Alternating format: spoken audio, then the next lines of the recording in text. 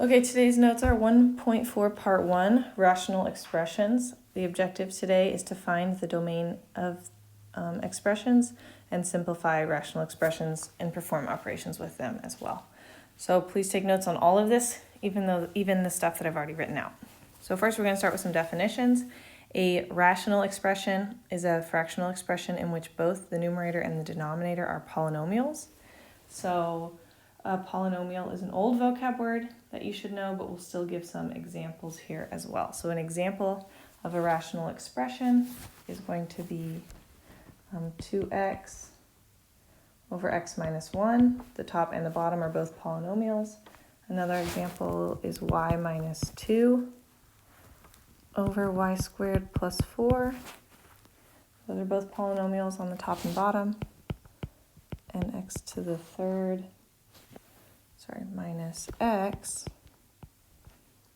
over x squared minus 5x plus 6. Those are all polynomials on the top and bottom, so they're rational expressions. A non-example is something like x over the square root of x squared plus 1.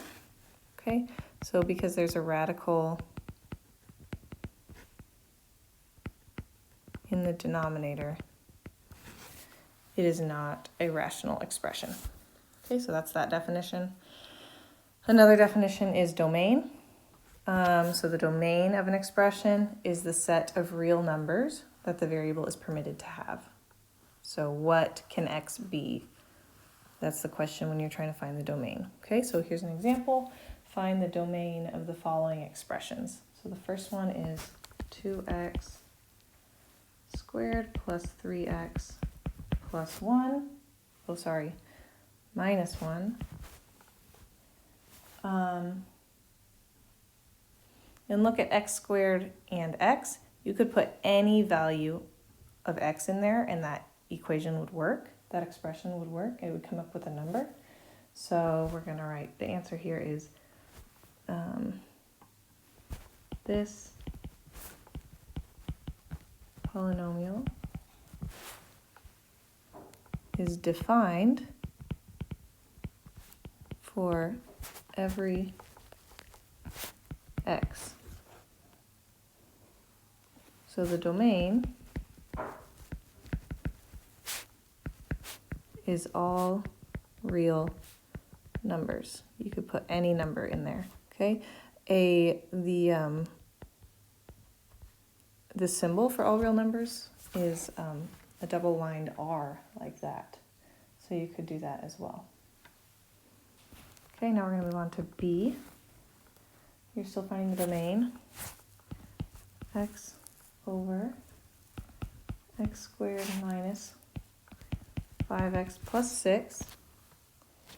Okay, and then in order to solve this one, we have to factor it. Okay, because you can't, we're looking at down here, we need to remember that the denominator cannot be 0, or your answer is undefined. So the bottom cannot be 0. So in order to figure out what numbers would make the bottom 0, we have to factor this bottom, okay? So if you, so we're gonna have something that looks like this, okay? I'm gonna quickly do a t-chart over here with these bottom values, x squared minus 5x plus 6. We're gonna get a times c, which is 6, and b, which is negative 5. We need two numbers that multiply to 6 and add up to negative 5. We're going to get negative 2 and negative 3. So negative 2 plus negative 3 will get you negative 5. So that means our answer down here is going to be x minus 2, x minus 3. Okay, that's factoring that you guys might need to practice on your own. So now we can look at our expression and say that, well, the denominator would be 0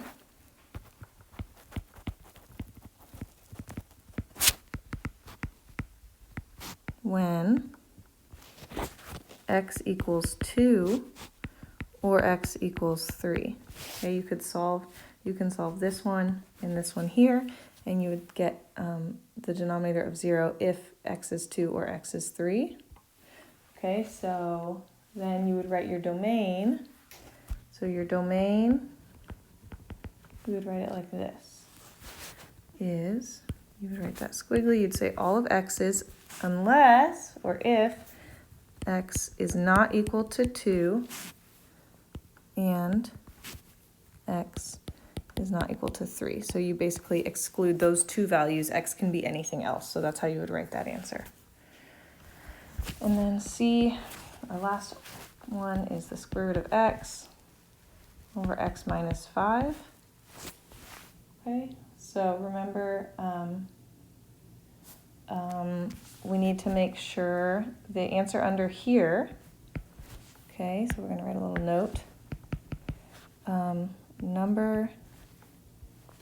Answer under radical must be positive, right? Because if you get a negative under the radical, you're going to end up with an I value, okay? And then I already wrote the note earlier, right here, this denominator can't be 0, so we need to pay attention to that. So I'm just going to rewrite it one more time. Denominator cannot be 0.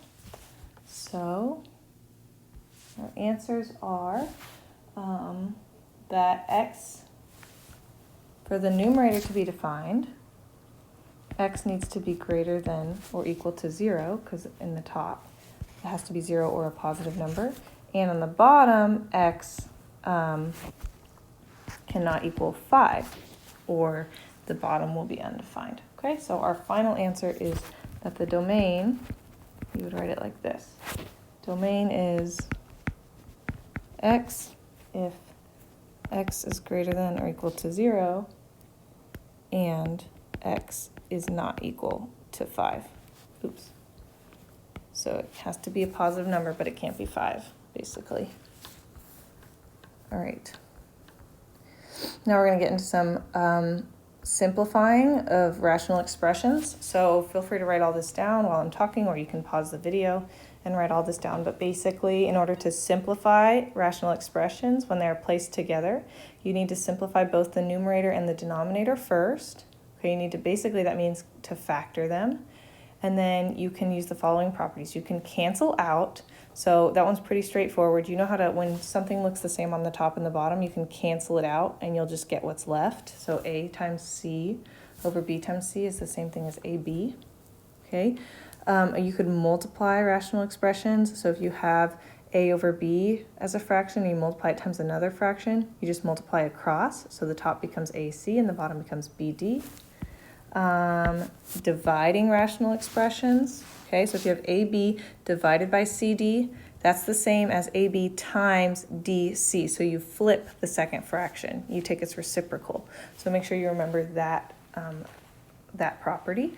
And then you can add different fractions as well. Rational expressions, A over C plus B over C, they have a common denominator there, right here, the C. So you can add them together. And you'll get A plus B on the top, and then the bottom stays that least common denominator. So that you have to find a least common denominator here. In this case, it's C. All right.